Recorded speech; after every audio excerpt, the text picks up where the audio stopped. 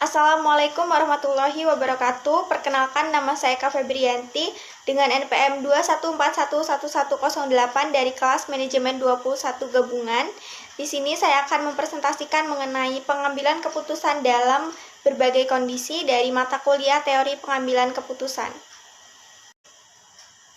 Yang pertama yang akan saya bahas adalah definisi dari pengambilan keputusan. Jadi dalam kehidupan manajer itu dipenuhi dengan serangkaian pembuatan keputusan.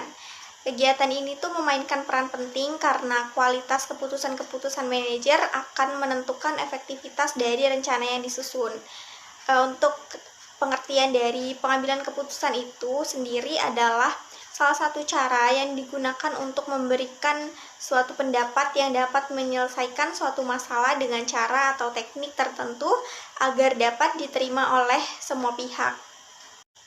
Kemudian masuk ke gaya pengambilan keputusan. Jadi secara teoritis ada 4 pengambilan keputusan yang biasanya dilakukan oleh seorang pemimpin.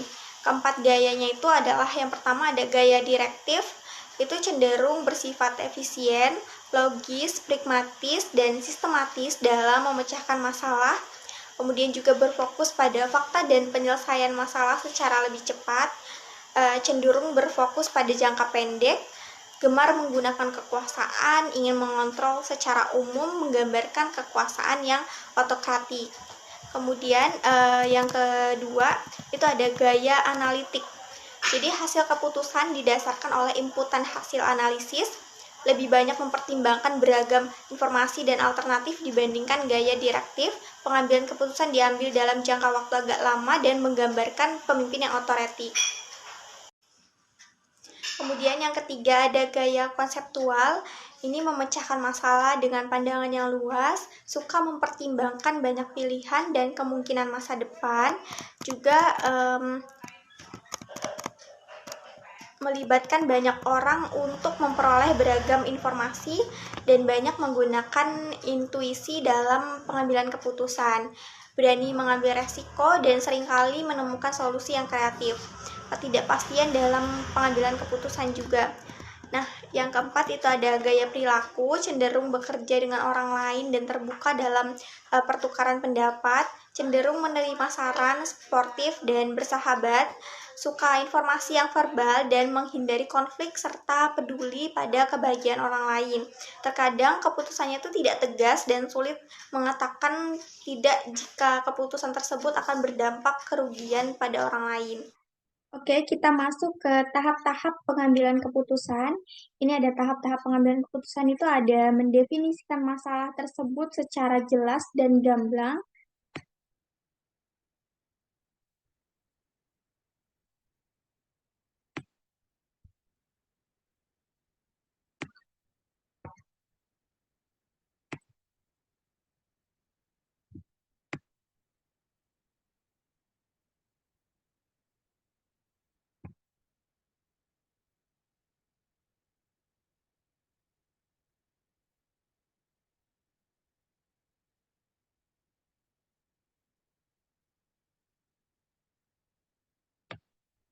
Oke, sekarang kita masuk ke tahap-tahap pengambilan keputusan. Ini yang pertama itu ada mendefinisikan masalah tersebut secara jelas dan gamblang atau mudah untuk dimengerti. Kemudian membuat daftar masalah yang akan dimunculkan dan menyusunnya secara prioritas dengan maksud agar adanya sistematika yang lebih terarah dan juga terkendali. Kemudian ada melakukan identifikasi dari setiap masalah tersebut dengan tujuan untuk lebih memberikan gambaran secara lebih tajam dan terarah uh, untuk lebih spesifik.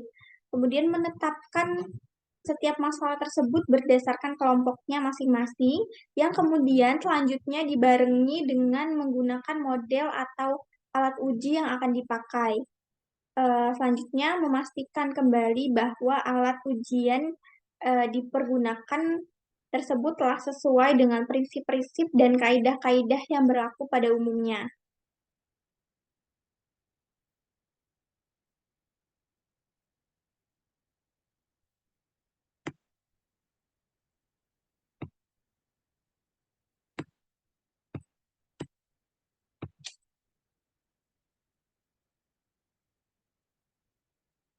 Nah, ini selanjutnya ada proses pengambilan keputusan.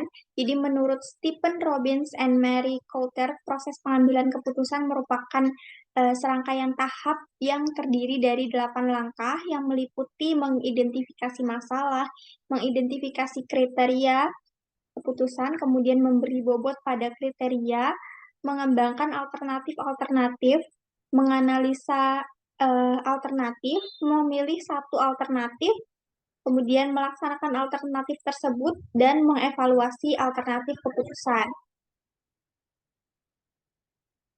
Next, ini ada faktor yang mempengaruhi pengambilan keputusan. Itu ada dari faktor internal organisasi seperti ketersediaan dana, sumber daya manusia, kelengkapan peralatan, teknologi, dan sebagainya.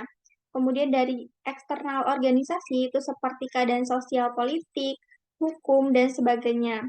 Kemudian yang ketiga ada ketersediaan informasi yang diperlukan. Yang keempat kepribadian dan kecakapan pengambilan keputusan. Dan yang kelima adalah pengalaman. Selanjutnya, perubahan dalam keputusan. Ini ada dua, ada incremental change dan juga turbulent change. Untuk yang incremental change itu merupakan dampak perubahan keputusan yang dapat diperkirakan berapa persentase perubahan yang akan terjadi ke depannya berdasarkan data-data yang terjadi di masa lalu.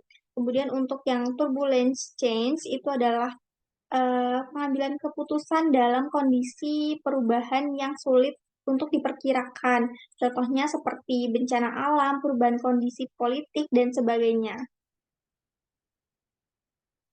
Lanjut, ini ada kualitas keputusan. Jadi, kualitas keputusan itu merupakan mutu yang dihasilkan dari hasil keputusan yang telah diaplikasikan secara maksimal dan terlihat hasilnya secara maksimal serta dinilai secara maksimal juga.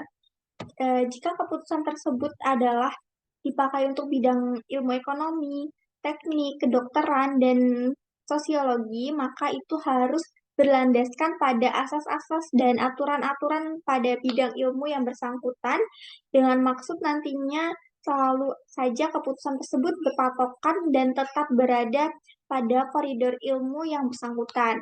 Nah, ini ditunjukkan dengan maksud guna menghindari terjadinya tumpang tindih atau kekacauan dalam aplikasi keputusan itu nantinya. Selanjutnya, ini ada resiko keputusan. Jadi, pengambilan keputusan yang beresiko itu adalah dihasilkannya suatu keputusan yang mengandung lebih dari satu kemungkinan hasil berdasarkan beberapa alternatif keputusan yang diambil. Dan karena terdapat beberapa alternatif, maka otomatis terdapat pula beberapa peluang yang sama besarnya.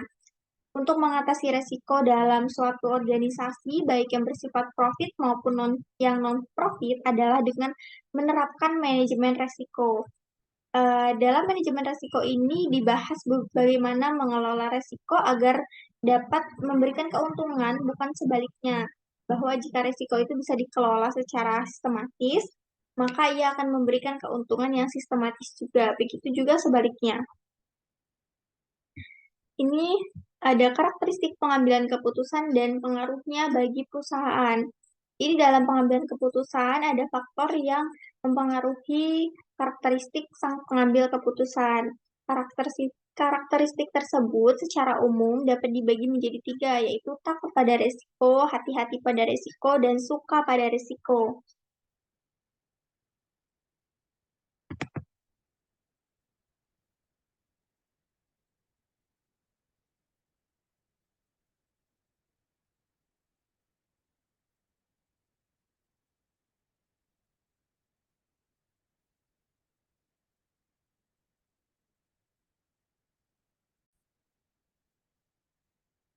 Itu saja yang dapat saya sampaikan. Terima kasih. Wassalamualaikum warahmatullahi wabarakatuh.